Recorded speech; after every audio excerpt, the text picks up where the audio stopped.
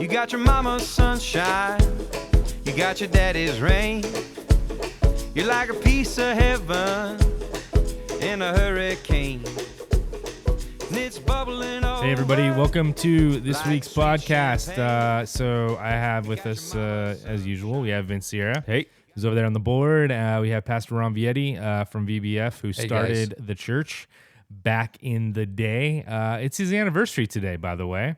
How many years have you been married? Married 53 years. Can you believe that? 53 years. We should have a podcast about that. And I'm only 60 years old. But today we're not talking about that. We're talking about something else. Pastor Jim from Thousand Oaks, Pastor Jim Cruz from Thousand Oaks.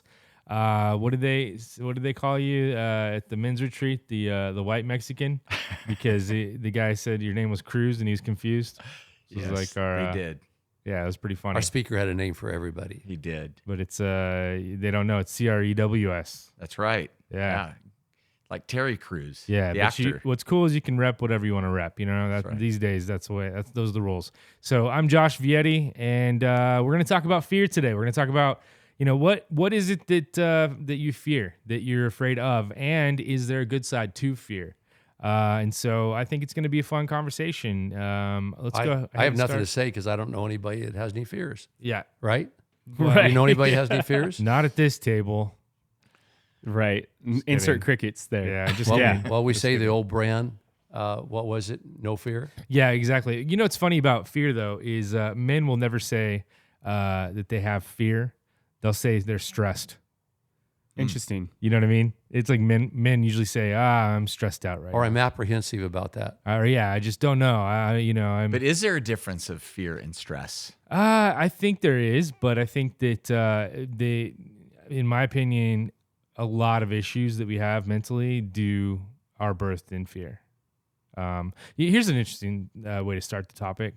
There are only two fears that are innate inside of us that you're born with. The two fears are the fear of heights, fear of falling, and fear of loud noises. Everything else from there is learned. That's crazy. I thought fear of heights would be in there because I have that one. That is one of my big fears. Well, it's funny because you see dogs, right? Animals naturally, they fear. They walk up to the edge of a cliff. They don't jump off, right? They understand that that's not a good thing. They have that too. If you make a loud noise in the forest, there's deer out here today, and if you make a loud noise, they take off running, right? But they're not afraid of their taxes. You know? I didn't know that. I thought the fear of heights in me was because inevitably, at some time when I was little, I fell off of something high or whatever. Well, it can exasperate I it. could have been born with it. Yeah, I mean, obviously our experiences exasperate everything, but it's how you process. It's what you're exposed to. All that. Well, stuff. what is the number one fear? Do you guys know? What's the number one fear in life? I would assume it's speaking. Public speaking. I've Public heard. speaking. Yeah, I don't really know. I haven't looked it up recently. They change over the years. Jim, what's your fear? And the number two is death. Death. Right? Death. So Death people, is definitely on the list. So people would rather die than to speak in public. Is that crazy? I don't know. I don't think I'm afraid to die. What about dying while you're speaking in public? Wow. That would be like a What's the uber old fear. saying that I'm not afraid to die? I just don't want to be there when it happens. Right. Makes sense. But you know what? I wrote down some things. Fears, and somebody said one of the number one fears is social anxiety or social phobia.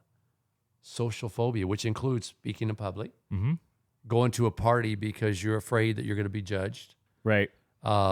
What is? Let's go back. If the number one fear is speaking in public speaking, what are some of the mechanics of that? I mean, why are we really afraid of that? Is it that we think our peers or the people there are going to judge us? Is that it? It's going to probably come down to when you have to be in front of people, you don't want to say the wrong thing. You don't want to have to be held accountable to the things that you're saying, right? Like if you say something in front of a bunch of people, now you have accountability to the things that you're saying.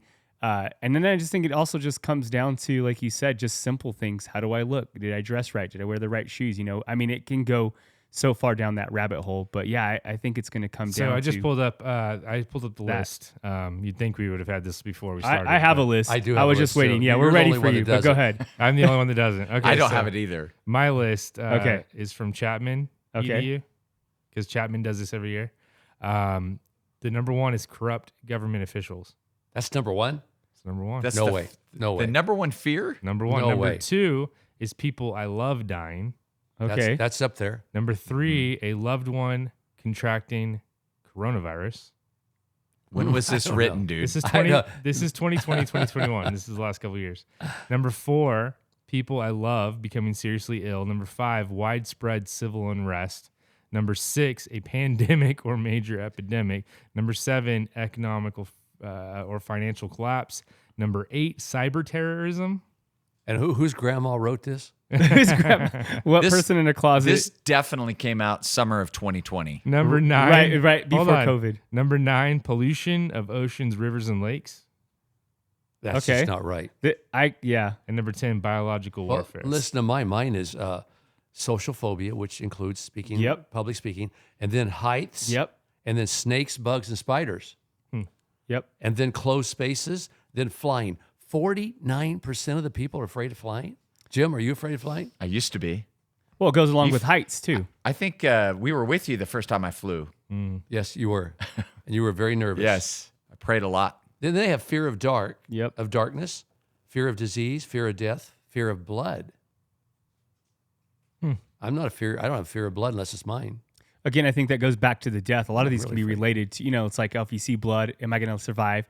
One of our video guys who's behind camera, Tyler, he sees a drop of blood on he starts Google searching all kinds of stuff, and he's at the doctor the next day. So, Well, real You know. quickly, look at this list. Let's go camera's down through shaking it. 'cause he's laughing We right said social phobia. right.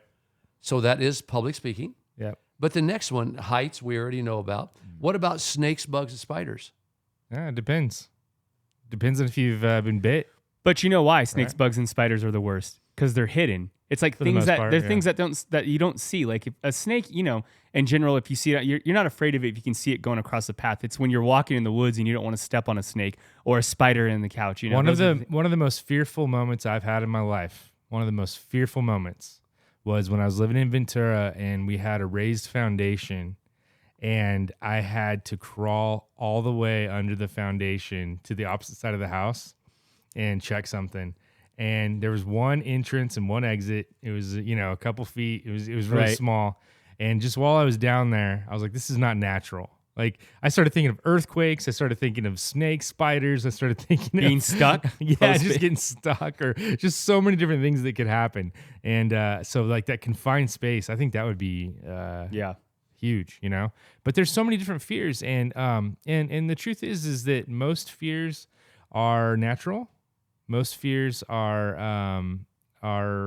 good to have. Yeah, because logical. They're logical. They protect you. Right. Right. Survival. Yeah, I mean, I want my kid to be afraid of the campfire when we go camping because I don't want her to fall in. Yes. And you know where that fear comes from is when she touched the pan the other day, she felt it, and so she knows that fire is hot, it burns, and so I'm glad that she has that. It's a respect. It's a healthy respect. Fear motivates you. Yeah. It'll get you to doing things you wouldn't normally do some of those are good things. Well, yeah, exactly. And like a fear of spiders, there's a healthy respect, but then Right. there's a phobia, right? And there's the dysfunction starts to happen when the phobia happens, right? So like the spiders, all of a sudden, you're playing with them, and that's dumb. That's stupid, right? That'd be the dumbest thing you could possibly do. But it's good to have a healthy respect. Say, okay, if I see a spider, I'm going to get a newspaper. I'm going to smash it, right? I'm going to take care of it. I'm going to do what I have to do. Sorry to those of you that are really big on protecting the spiders, but if I see one, it's But what about your daughter, Yeah. Olive? She's not afraid of anything hardly as far as bugs, spiders. My Now, girls- do you have to instill a little fear in her because she might pick up the wrong spider someday? So with the girls, and the little one's even worse. She'll grab anything, and so yeah, we tell them, black widows, don't touch those; they'll bite you. And we always tell them you'll have to go to the doctor, and that's what gets them. They're like, what? Right. So we have to utilize fear to our advantage. Yeah, but then there's a point where you can go too far, where you can say there's spiders everywhere, underneath every cushion, or they're underneath every chair. Or if somebody comes in a room and sees a spider, they go out running and screaming. Right. And then there's the whole boy who cried wolf syndrome, where you can tell people that there's something everywhere, where it's something, there's the spiders all over this house. They're everywhere. And then you look and you don't see any spiders. So then all of a sudden you think there's no spiders there's not any spiders. It's when anyway. the fear controls what you're doing is when it becomes dangerous. It's called a harmful. spirit of fear in the Bible. Yeah. Right. Vince, do you teach your children? Did you teach them from a smaller age, younger age, to be afraid of strangers? Oh, 100%. And it was funny because as you, and Jim, I'm sure you're going to have a lot to say to this. In the beginning, I was almost over the top, like, be afraid of this, be afraid of that. Don't do this, don't do that. I was paralyzing them in some sense where they were just learning fears that I didn't even instill because they're like, well, that's probably also bad. You know, there's a movie, Mama Said, right? Mama Said that's bad. And you start learning that the things that are actually good for you or things you're missing out on, you're paralyzed by the fear and you don't end up experiencing things because you're so paralyzed by that fear. So I got Huntington. It was funny. My oldest now, he's probably the most cautious of all my kids because he was my first. And he always looks out for the little ones like, I wouldn't do that. I'm like, let him do it. Let him run. Hun. It's going to be fine. But it's funny because he was taught to fear at an early age. And so definitely, like, you know, having that, I taught my kids, like, you know, from an early age, but there's a healthy version of it. Yes. Versus one that controls Well, you. you know, and I want to come back to what you said. It paralyzes your children with fear, but you could use fear to your advantage too. I've used it a lot. We go out to eat, and you guys know this by experience. And I'll tell you why everything good on your plate's going to cause cancer. And then when you don't eat it, I ask for it, and I'll eat it. It's to your advantage, right? And so I use it to my advantage. If you have something on your plate I really would like, I can scare you from eating it so I can have it. Fear can, and that's true. I love that point that you bring up because fear can also be used to manipulate people. It can. I mean, fear, think about it. If you don't want somebody to do a specific thing, don't do this because this will happen. I remember when I was younger, and this is a great story. I love this because you guys were all involved in this. I was working for the city and I had a good city job. I was marking up, and my parents, I told my parents I'm going to quit my job and I'm going to go work at the church. And they're like, that's crazy. Like, you can't do that. Like, you have a good thing going over here. You know, don't mess that up. You know, because if you take this risk, and they wanted to instill all this fear in me about if I did this, this would happen. And obviously I had God and I was following God, and I was like, you know, if God's with me, even if this is a mistake, I will come out the other end of it. And obviously I did come out the other end of it.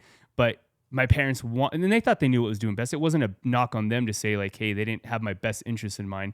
But if I let that fear stop me from doing what I was supposed to do, I wouldn't be the person. Well, I am today. you were fearless when you were doing it too, because you guys don't know this story. Vince, when he was driving over, Oh, man. he would drive over to Vegas every week in his little S10 pickup, and it broke down in Baker, and he had to stay in one of those hotels in Baker. Oh, and, no. uh, Didn't know that story. I did. I paid like $20 at the time, and I remember the room, and I just all night I'm like, oh Lord, please let me not. And then one time, I don't even know if you know the story. I got so tired I had to sleep at a truck stop. So in my little S10, I had my feet out the window at a truck, which is both windows down. I mean, yeah. I would be mortified to think that my kid slept at a truck stop between Right. Vegas and Bakersfield at any point. But you know, seriously, you can ruin your life, like Vince said, when you get into that place where you manipulate people with fear. right. My marriage was really bad, and today's my anniversary. But the first 15 years, Debbie was really afraid of me, and I was very controlling. I had temper tantrums, and I've told people before that have a problem with anger. Very often, you keep using that anger because it's working for you. Right. And she was young and beautiful, and she's still young and beautiful today. But I was so afraid of her leaving me. I was so afraid of her divorcing me because I was a scumbait. I think you still use that word. I you was can. really, really a bad person. And so I had no security. I was very insecure because I knew I was really a bad person, and I felt she was going to find somebody else and leave me. So I controlled her with fear. I manipulated her. Boy, you don't ever leave me. If you do, you know what I'll do. And where were you at today? Why were you there? It was horrible. And, thankfully, God saved me. But we got to talk about that. There might be people listening today that you're manipulating people with this thing called fear. You're making them afraid of you. Even your children. I think some parents, they yell and scream and Right. I'm going to spank you out behind the back garage back here or the back barn, whatever it used to be. If you don't obey me, man, you better obey me now or I'm going to slap you. I mean, so many people manipulate people with fear. So talking about fear and how it affects our behaviors, because you probably came from a place where you were fearful, right? You're saying, and then you instilled fear as well. My dad threatened me all the Right. time. So you and I was used it. very afraid of my dad, and I used it on my wife. So what right? other traits do you think, for the people that are listening to this right now, what other traits do you think people need to watch out for in their own lives to see whether they have fear or not in their lives? I mean, what traits do you think, specific traits, reflect a fearful life? Because we're talking about there's a good side of fear Right. and a bad side But of we're fear. talking we're talking the Healthy bad and side, unhealthy. the Okay. unhealthy, the anxiety, the overreaching type. I of Spirit just of hope fear. some of our listeners and viewers, some of them might, through our podcast, come to the conclusion that I'm using different things in life to instill fear in the ones around me so I can get what I want. And so I'm hopeful that through these podcasts, a lot of people will come to the conclusion that I need to be healed in that area. Jim's always been more of a mellow guy, and yet me and Josh, and I think maybe Vince too, we have more of a problem with our temper, and people are kind of fair. afraid of that. So So you're saying that I'm the balanced one. you balance this out. I don't know if like that's Everyone- completely accurate. Well, everyone gets Yeah. angry and everyone gets fearful and everyone gets sad. You know, it's when you have an imbalance of those things in your life, when they start to get,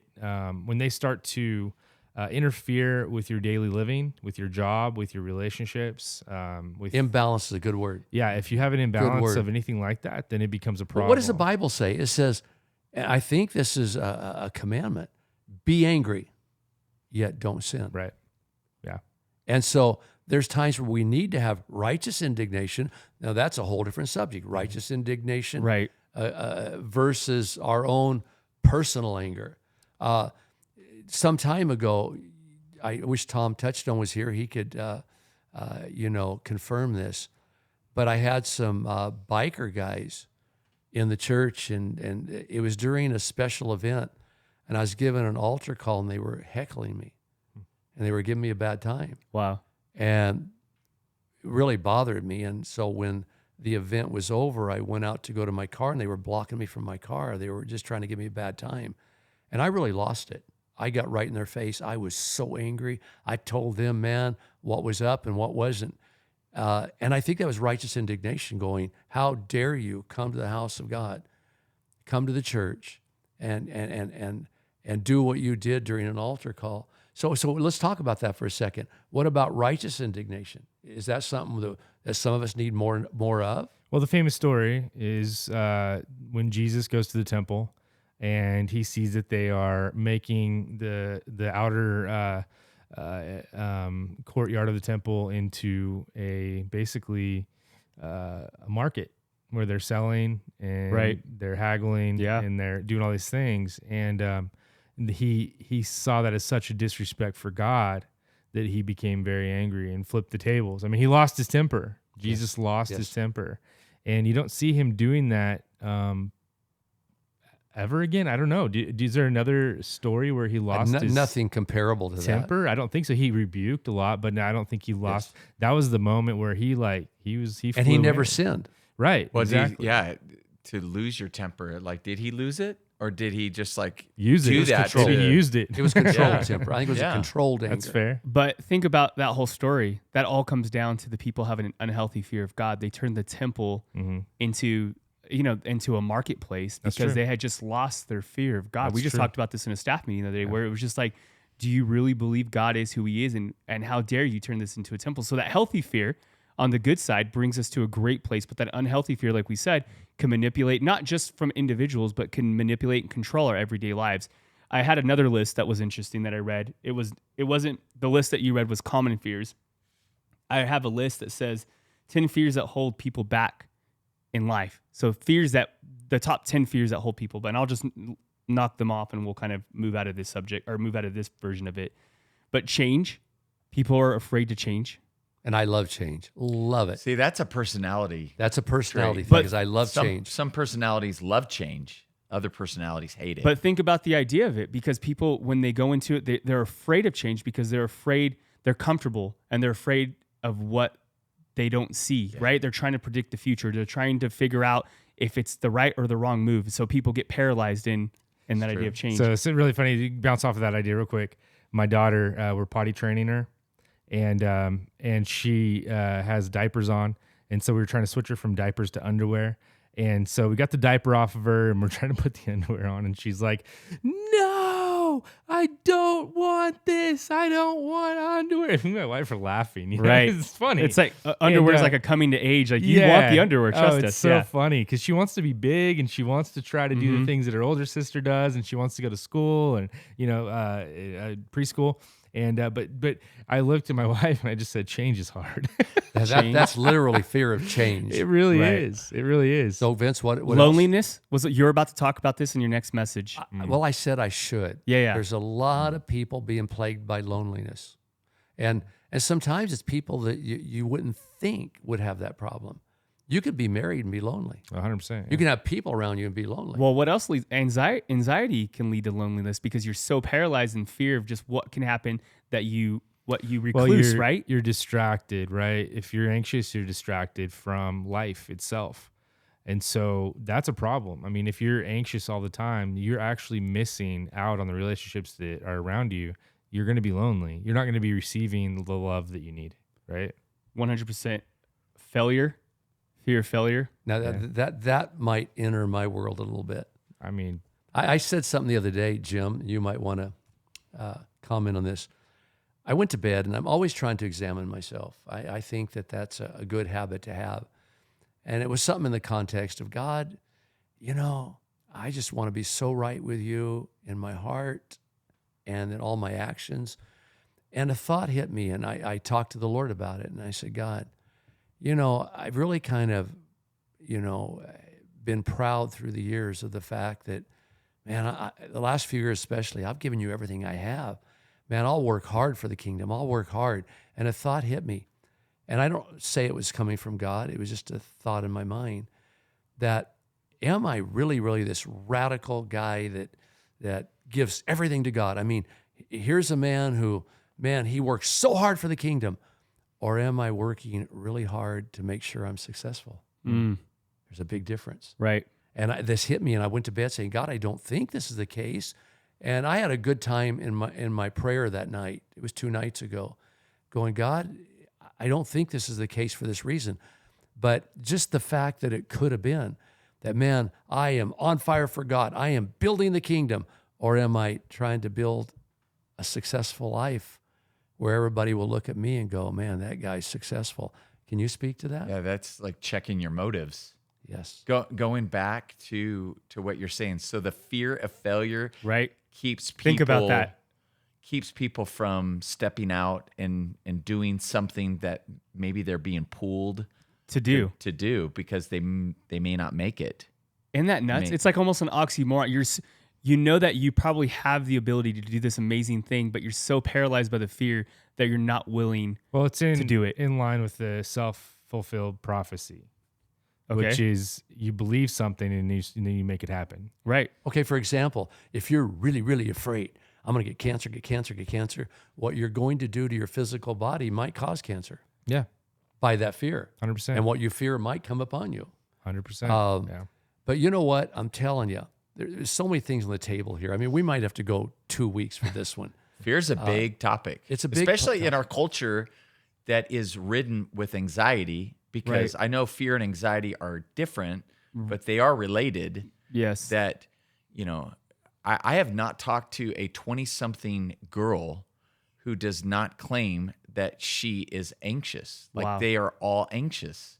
And even on the guy side, and I've been talking to a lot of psychologists that I know, and they're saying, like, well, statistics are kind of skewed because people are more open about sharing about this, that in my generation, 20, 30 years ago, nobody was really talking about anxiety, but So- everybody's talking about it now. So check this out. I have a theory on this.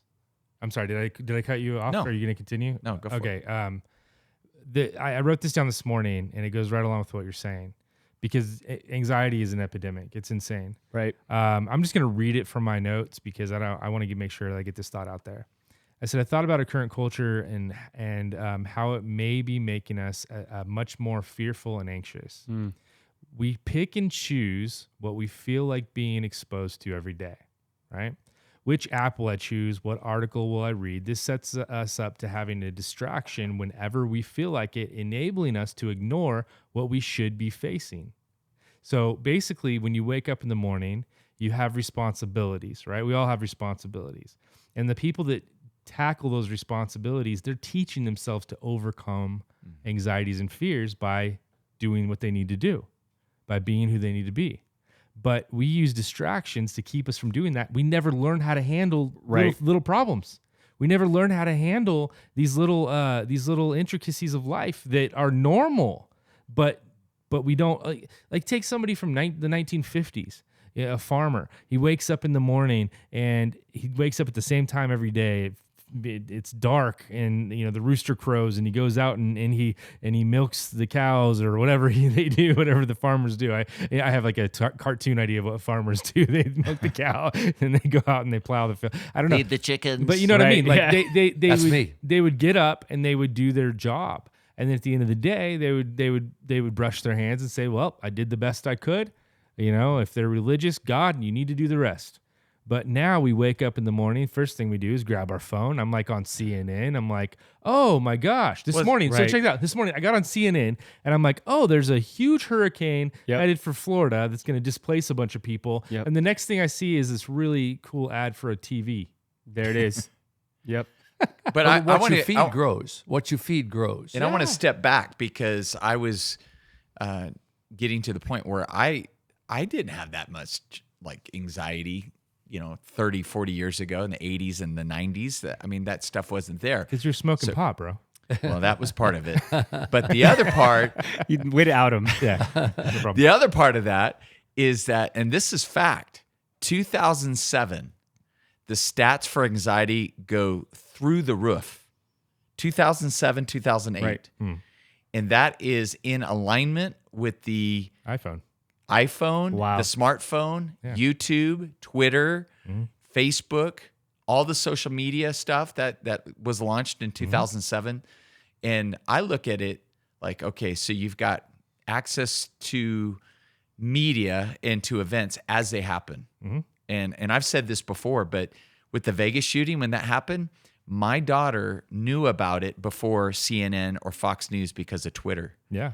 And it was instant. And so we're filling our minds with all of these events as they happen. On top of that, you've got this social media comparison that is kind of just existing in the background. Right. And it is amplifying the anxiety because there is a less than thing that is out there. Like, my life doesn't look like that. FOMO. And will my life ever look like that? Will I ever be able to go on a vacation? Will I ever be able to find a man or a woman? Will my body ever look like that? And so it amplified that. So I think all of that together has created like the perfect ingredients and recipe. We're products for of the our anxiety. generation. We're products of our generation.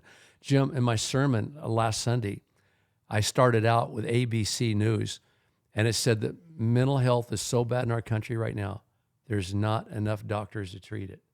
You tell me that's not scary. I have never done a series in my life, I don't think, as this last one, talking about the hidden heart things in the heart, where I have got so much feedback. Well, and even if there were enough doctors, I feel like there's a lot of people that don't have insurance or don't have the money to do it and to get the help that they need to get. And that's sad to me. I think it'd be great if somehow through the church we were able to work on some sort of thing where we could bring mental health to people that need it the most. And you look around, you see all the homeless people, and it gets bad, and we blame it on the government and all this stuff. But it's mental health.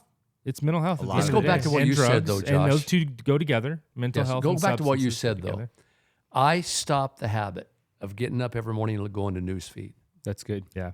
And again, I said it on our last podcast, but I'll repeat it.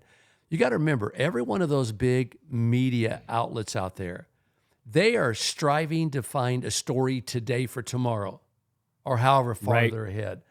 And they've got to take whatever they're talking about and make it as big and as scary as they can. And when you to read get the headlines. and when you read that headline, okay, when you read that headline, by the way, Vince and I took a marketing class and they taught us how they spend 10 times longer writing out the headline and making sure it's perfect than they do the article. Yeah. How many times do you read the Um, headline and then the article doesn't even say Nothing. that? Yeah, well, Right. this guy went on to say, he's like, statistically, they won't even read past the first paragraph anyway. Now it's called clickbait, right? So it's Right. clickbait. Yep. Exactly. That's what it is.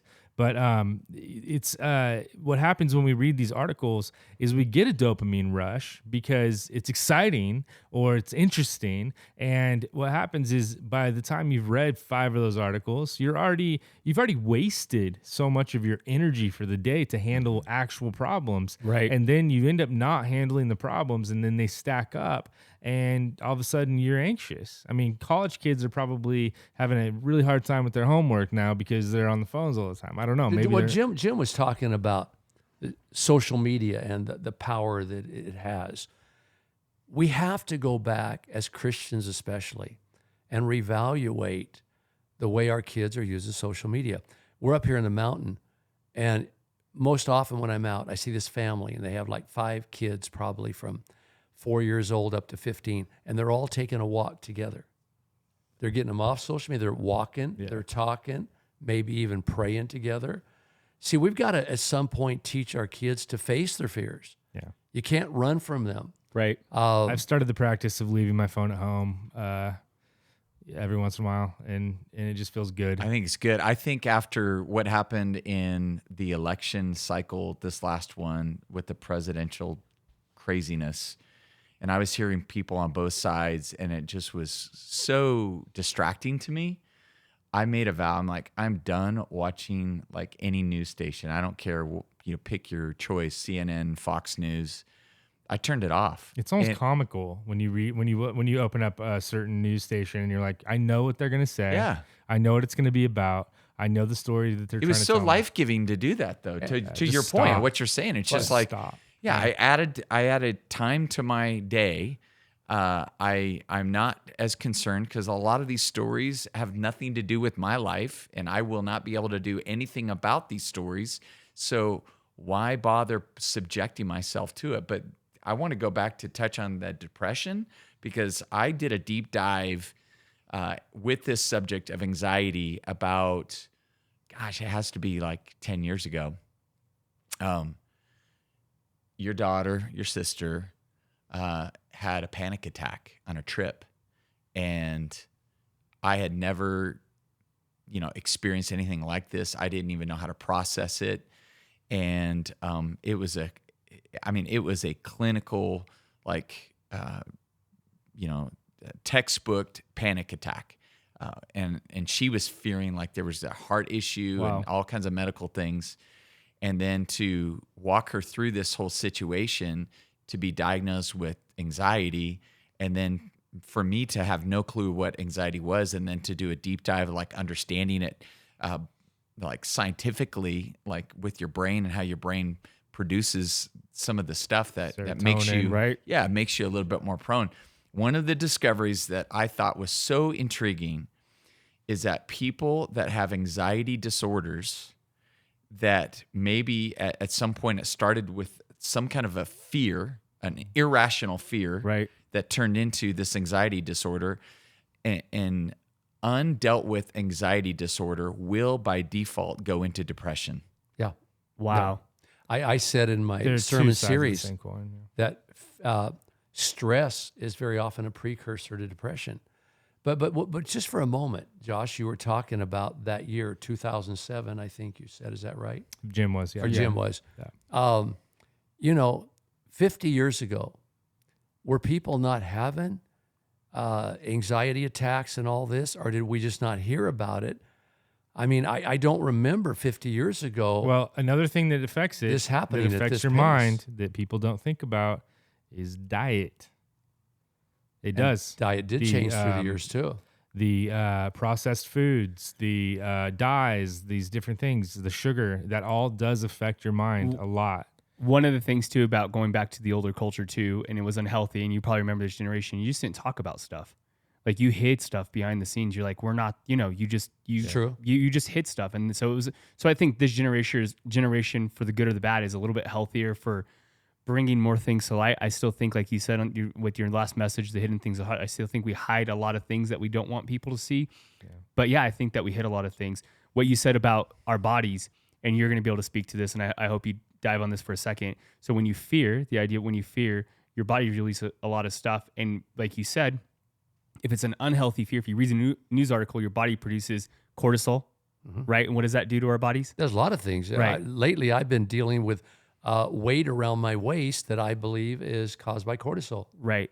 But stress. Also, heart on your heart, raised blood pressure, all this different stuff that can cause, what happens is you didn't use it. You didn't do anything with it. The idea is that fight or flight, right? Mm-hmm. So people talk about this chemical thing that happens when you fear. It's fight or flight. You either fight or you run. Right. There's a third one. Okay. You can freeze. Okay. That's another one. But then again, go back to something else I said too. Just a few moments of stress can destroy mitochondria in your body. And that has effect on the immune system. I'm going through something right now, and a lady that I really trust gave me a word from the Lord today. She says, I was praying for you, and I really feel like you cannot have these adrenaline rushes for a long time. In other words, the way I operate, I'm high strung. Sometimes I get these adrenaline rushes that'll last for 10 or 15 minutes. She says, that's not good for you. I get really hyped about stuff. And for example, if something upsets me, I can't get off the topic for 15 minutes. And she said, you're destroying your body that way. And so there's so many reasons why we're sick sometimes. Right. So this is the negative side. I think we've pretty much covered that, right? And we can go further, but I think we need to move forward to the positive side of fear. I would say, just to conclude this up and sum it up, I would say, just from this little conversation, negative, we're just conditioned to fear. Yes. For sure. Would you? I mean, that's most of it's learned, is what you're saying. And we're conditioned. We wake. The world wants us to fear. Yeah. Would you say, was that fair? And we're all, people might say you're hypocrites because we all have our phones here, but I have notes. Yeah, I got notes on here that I want to talk about. Well, I'm just saying, like, I'm starting to use my phone much differently. I'm starting to be intentional about how I use my phone. But let's talk about the positive side. Yeah. Vince was talking about the fear of failure. Now, very often when I'm counseling people, let's say that they've just had a new diagnosis of cancer and they're real upset, they're crying. I say, okay, let's go to the worst case scenario first. If we can handle the worst case scenario, then we can move backwards from that. You could die from this cancer. Now, as a Christian, let's talk about death. Because here's a verse right here, listen to me, in Hebrews 2:15. And it says, deliver all those who through the fear of death were subject to lifelong slavery. Through what? The fear of death. If we can get to the place as Christians where we really believe we have eternal life, and we can handle that and say, hey, that's the worst case scenario, I can handle that, then we can move from there. So in another way to say that would be, if you don't fear dying, that you're free. To a big extent. Okay, right. Let's go back to that, Josh. It says that deliver all those through the fear of death were subject to lifelong slavery. I can't move to my dream house in the mountains because there's no hospitals nearby. And I have a heart problem. And so they're being held bondage by that. And we give 20 examples of that. We were talking about failure. I struggled with that for some years, fear of failure. But what has helped me a lot, and I have a certain way of believing, that when I'm spending time with God, He strengthens me. Right. And very often when a thing of change comes into my life, some circumstance that's going to call me to change in order to go here or do that, my passion that God has filled me with in a time of prayer and abiding with Him is so much stronger than the fear of failure. It's really motivating me, and this strong sense of what God's given me. I mean, again, I'm going to bring everything back around to the spiritual some point in time. But when I spend time with God, let's say, for example, God says, Ron, you're supposed to go to Texas and start a church. And He confirms it 3 times. Now, all of a sudden, I'm getting excited. I can't wait because God's told me to go to Texas. Man, what's going to happen when I go there? All these good things. And my conversation with God and the Holy Spirit witnessing to me that I'm to go to Texas overpowers any fears that change could bring. Does that make sense to anybody? Yeah, it definitely does. And I think your relationship with God is 100% connected to how much you fear and have anxiety. I do believe this. I think that there's a chemical side when you're having panic attacks and all these things, and that's like a wall between you and God. For me, I was diagnosed with depression and anxiety, actually. I guess it just kind of goes together. Just threw that one in there. Cousins. Yeah. And so I for me, it was a wall. Like I wasn't able to just connect with God like I wanted to because I couldn't get out of my head, right? But once I started doing little things, started practicing some meditation, getting back into actually praying, but not just like the quick, like God help me prayer, but actually listening, actually breathing, using temperature changes, all these things, like they seem silly. I was carrying a golf ball around with me for a little bit to be mindful, to like be here, to be now, to not be worried about tomorrow. I have actually I was on medication for years that messed me up for ADD because of lack of focus. I honestly, in the last few months, I have been training my mind to focus and using mindfulness techniques to where I don't think I have a problem with it anymore. Like ADD, I really don't. I'm focused on what I'm focused on. Now, will I still forget my keys? Yeah, I'll still do that stuff or whatever. But like right now, I'm focused on this. I'm focused Josh, on you guys. And I have no fears or anxieties or worries because I'm right here. We're good. training ourselves nice, to deal with these fears and anxieties. Something really simple has been helping me. For years, I would have these times when I would go to bed stressed out, and I'd get up to go to the bathroom or something, and all these wheels would start turning. And it was horrible. Lately, I found something, and as simple as it sounds, it works. I'll get up to go to the restroom or something, I'll go, disengage, disengage, disengage. And I'll say that to myself or out loud, or disengage, disengage. And it works. It works. And it's been helping me, to not... You need to share this with your daughter. Engage. This is good. I think I passed down to her. Well, Jim, some just of my fears. when she gets in the car, just start playing the podcast, and then she'll get to this point, and then she'll be mad. But just try to turn it off before she gets to the point where we're talking and about then it. you'll have fear in your That'd life. be great. Then, yes. I want to come back to what you were saying about that text in Hebrews and talking about, well, if you can get past the hurdle of like the fear of death, then you can endure this. Because what you're saying is faith over fear. Ooh. That faith trumps fear. And something that God showed me when I was doing this whole study about anxiety is when he gets involved, he will turn your what if into a so what. Yes. Boom. I like it. Well, why do they call hard liquor spirits? They use the word spirit. Have you heard that? Yeah, right. For liquor. Yeah. Because liquor influences you to do things you would not do normally. My highs in God overcomes a lot of fears. I choose to believe right now, this might change, but I choose to believe when they tell me I'm going to die, I'm going to get thoroughly excited because I really, really believe that I will be in heaven in the next few moments. And I it might be different. Maybe I'm speaking way ahead of time, but I really think when it's my time, and our audience might know, and maybe they don't know, I've asked God to live to 85. As long as I stay strong, keep lifting weights, man, and be the Mick Jagger of the Christian world. I love that. The people will hate that. I have told that story to so many people. My father-in-law is the Mick Jagger of preachers. Yes, That's awesome. I want to continue to be cool as best as I can. But I've asked God to live to 85, and my wife says, I don't know if you're really thinking about what you're saying, but I do believe that if I get to 85, I think I'm going to have a dying birthday party. Yeah. And I'm going to say, you know what? This is the year I'm going home. Maybe I'm just too far from that to be speaking in reality right now. Well, you truly believe that when you die, you're I'm going to heaven. I am Jim, going. when you die, you 100%. I am going. Josh, you believe. 100%. So I think I think so. Yeah. Yeah. If you have that belief, I'm going to double down what you just said because I like what you just said about faith over fear. One of the scriptures I wrote down, and I actually love this passage. It's from Matthew. It's in a couple different Gospels. passages, in Matthew and Gospels, but in Matthew 8:23, it talks about the storm. It says Jesus went on the boat. There was a great storm, and what it says that the disciples freaked out. They feared. They completely went into fear. And he comes to him and he says, "You have little what? Faith. Faith. Yeah. You have little faith." And I think it comes down to that. I think if you truly believe that you're going to be okay in the end, then you can overcome a lot of that fear and anxiety So that you're faith going Faith through. is a substance. Is a substance. It's a Right. gift, and I believe it comes through relationship. It comes via love. In one of the scriptures I want to share, 1 John 4, God is love. Whoever abides in love abides in God, and God abides in him. By this is love perfected with us, so that we may have confidence, right, for the day of judgment. Because as he is, so also are we in this world. There is no love and fear. That's not what it says. Perfect love casts Right. out fear. That's not what it says, but that's true But too. right. It says there is no fear in love, but perfect love casts out fear.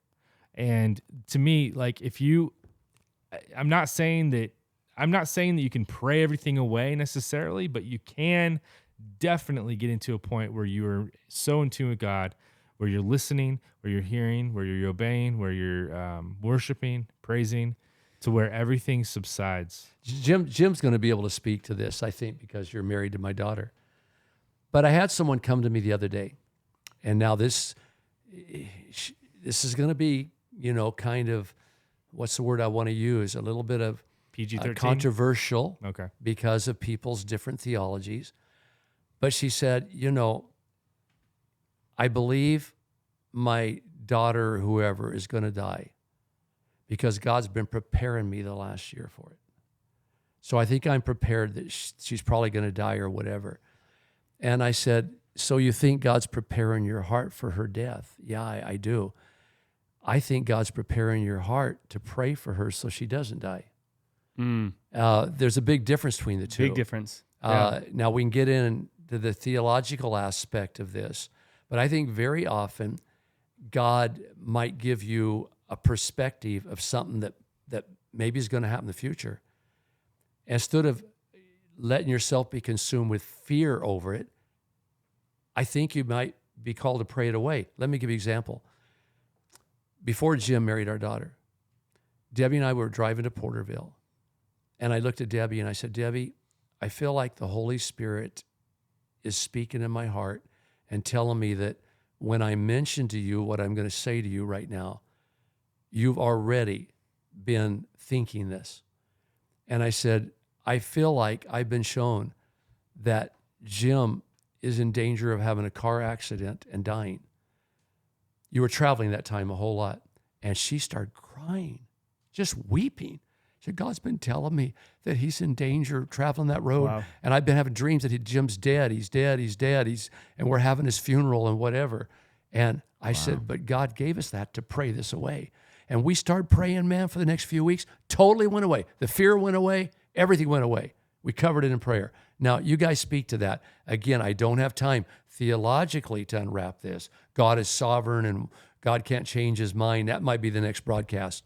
But do you think God ever gives you perspectives of something that he sees down the road that's probably going to happen, so you can start praying over it and pray it away? So is that ultimately what we're saying is get close to God, right? Get close to God, listen, pray, and obey, right? And pray the right things.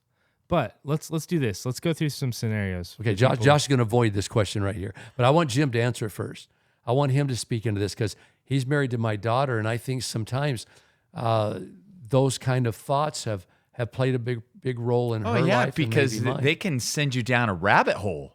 When you get this thought in your mind, like, so-and-so is going to die. And then you're like, what if they die? And then I'm going to be sad and oh my goodness. And what can I do to prevent that?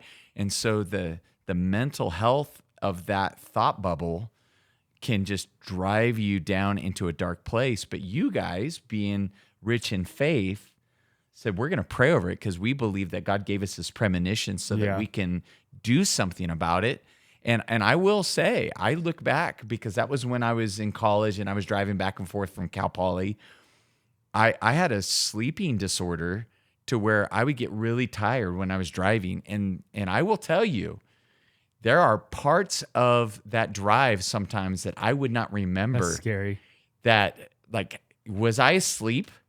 And I know That's I'm not the wild. only one that you've driven like a long distance and you're like, I don't remember driving the last 10 minutes. So maybe an angel, because of your prayers, carried me through a potential car accident because I'm still alive, And then that fear left us, if you can even call it fear. maybe it was something God was saying to us and we interpret it in a fearful way. That's- I believe in this with all my heart. So would you call it fear, concern, or I think it was concern, premonition? but I think that concern in some people's lives could turn into fear. Yeah. So there was a premonition, and you could choose at that point by Yep. faith to Yep. give it to God, or live in fear and It's- live in this dark space. God wouldn't give you a premonition if indeed he's doing that. It's what you do with the For fear. you to be afraid. Yeah. He wouldn't say, here, I want to torture you for a year. Right. Your loved one's going to die, so I'm preparing your heart, so I'm going to torture you for a whole year.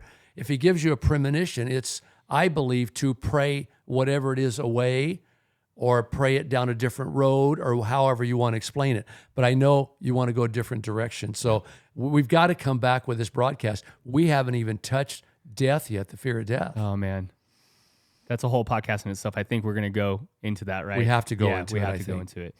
Well, I was just thinking about people who are listening to this, and I think it's a very interesting discussion. But it's also people need practical help, right? Yes. At the end of the day, that's what I'm always looking for: is how do I fix this problem right now that I have?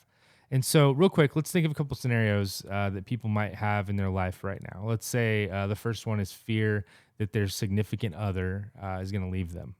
What advice would you give them? First of all, if I was afraid my wife was going to leave me, Hannah, I start looking at myself and asking myself, like, in healthy fear, like Right. not letting the fear control me, but Right. actually trying to take control of it and saying, am I being a good because husband? earlier Am when you were talking about Dad, you were talking Okay, about that's Mom. You were fearful she would leave Yes, you. yes. But that was just out of fear. It wasn't her. It was just out of fear, right? It was out of fear because I was being such a bad person. Okay. because And I of really your knew own she could do better. insecurity. I knew Right. she could Your do own better. So maybe Right. the practical help or the practical advice for this person would be look inside of you. What is causing this? You know, is it based on reality? In my therapy, they've taught me to check the facts. You know, Right. what are the facts? What's real and what is made I would up say in your head? if right? I felt that, I would go to prayer and say, God, show me the areas of my life maybe that aren't conducive to being a good husband. Right. And then I would try to change those ways. I would try to love her as much as I could, but the backdrop would be I'm going to do all I can do, but doggone, if she leaves me, there's life after this. Well, I don't I know would if- have to have that backdrop. I don't know if Jim has heard my locus of control thing with the external versus internal. It comes from a book by Charles Duhigg, Power of Habit. Anyway, the idea is that some people believe that they can control anything and everything in their life, and they have more of an external locus of control. They believe they can handle anything that comes. They can change things, right? And then other people believe life happens to them. They have a very internal locus of control. So they're just like, whatever happens, happens, man. You know, they're like the hippie or whatever. And the unhealthy people are the people that don't know the difference between what they can control and what they can't. And so I think that in a situation like that, when it comes to a relationship, there's a huge aspect that you cannot really control. And that's the other person's feelings, their thoughts, their mind, their They have reaction. free will. They have free will. We believe in that. Some people don't. But we believe that they have that choice, right? And so you can do all the right things and still lose them. And then at that point, you don't want to have that attitude of, well, whatever happens, happens. You I'm do gonna- the best you can I'm do. gonna deal with it. But there's also things that we can't control. Am I treating this person badly? Am I fighting them? Am I dealing with my own anxieties and issues, and am I pushing them away? Right. And so maybe you need marriage counseling. Maybe you need therapy. Maybe you need to talk to a pastor. Maybe you need to talk to a friend. I don't know, but it depends on what level you're at, right, in your relationship. So that's one practical help. And I think going back to that, letting somebody else in It's good. to be able to process this with, Right. to kind of see if this is rational or irrational, Yeah. to be able to let somebody else in. And that could be, I call them battle buddies that I get concerned, Ron, you probably are the same way. It's like when I'm the only friend of somebody that has been attending church, like I'm the only person they know and connect with because they've heard me speaking. Oh, man. I'm like, this isn't good. You need to find some people. That's why I'm a huge advocate of like life groups or small groups. I was in a group therapy session, and they went around and asked everyone. They said, "Who's your core? You know, the people that you your support system." They called it, and so many people didn't have anybody. Yeah. So And I thought that's where huge. people get stuck in their head.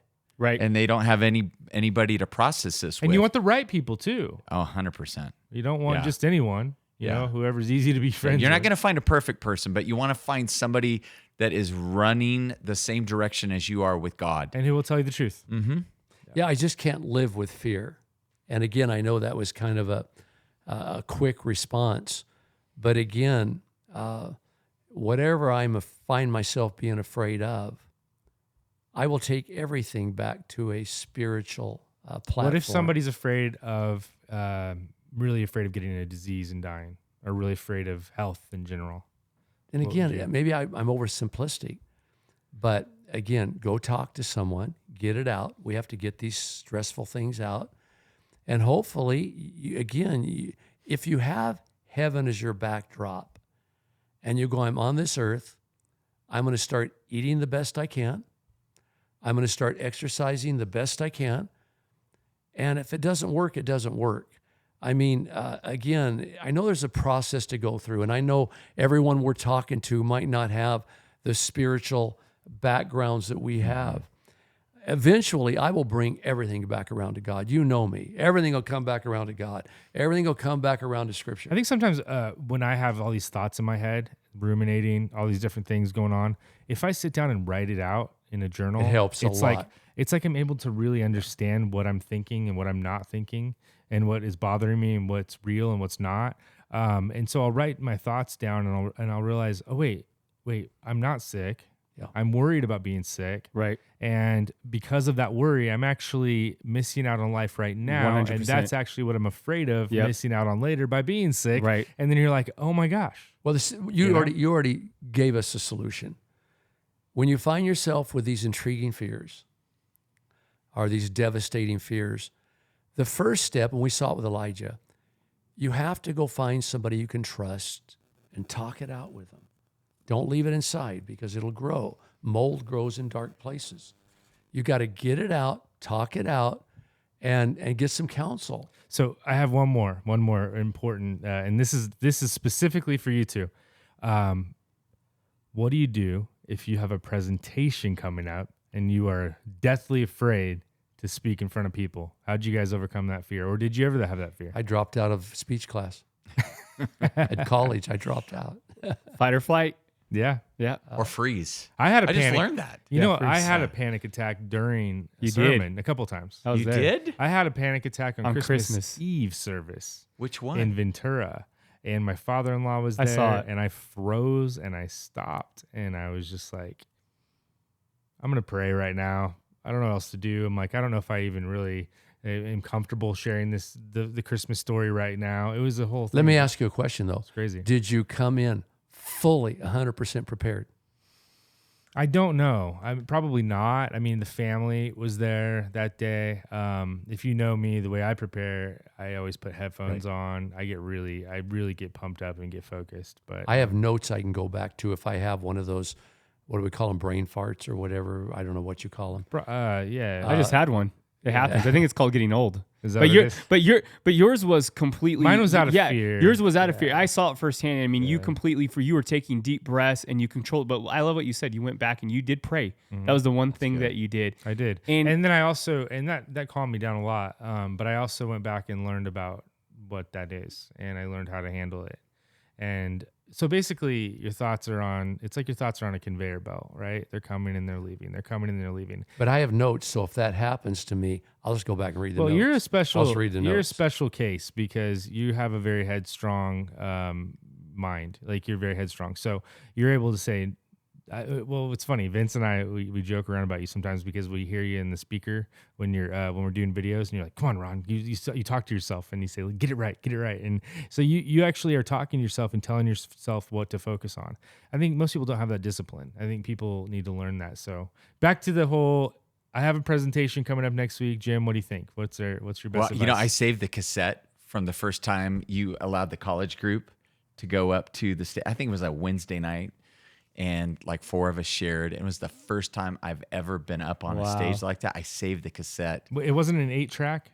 It wasn't 8-track, bro. It was a Come on, cassette. man. Okay, just making sure. I was born in the 70s. Okay.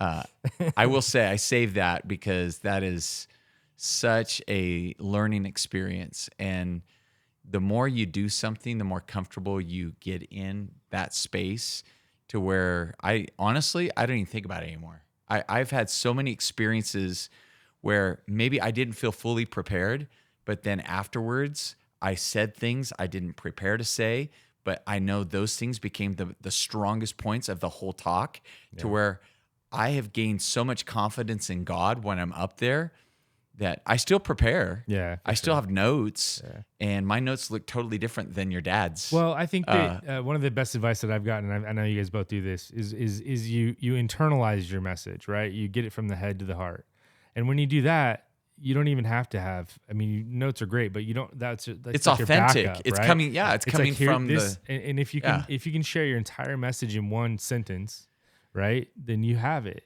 You know it. This is what I want to tell everyone. I don't go by my notes very often, but they're there in front of me. I don't know how you could go They're by there your in notes. front. Your notes are This is crazy. true.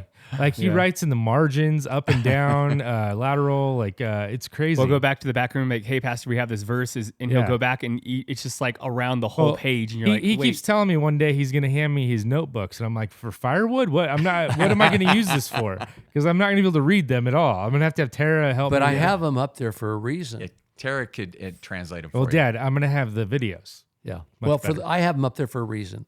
If someone comes in and does something really crazy, I lose my attention span at that moment. I just go back to my notes. Right. So they're almost like a safety net for me. So another form of advice, because I that's think good. I've had probably more fear than anybody of speaking, is people don't know what you're thinking.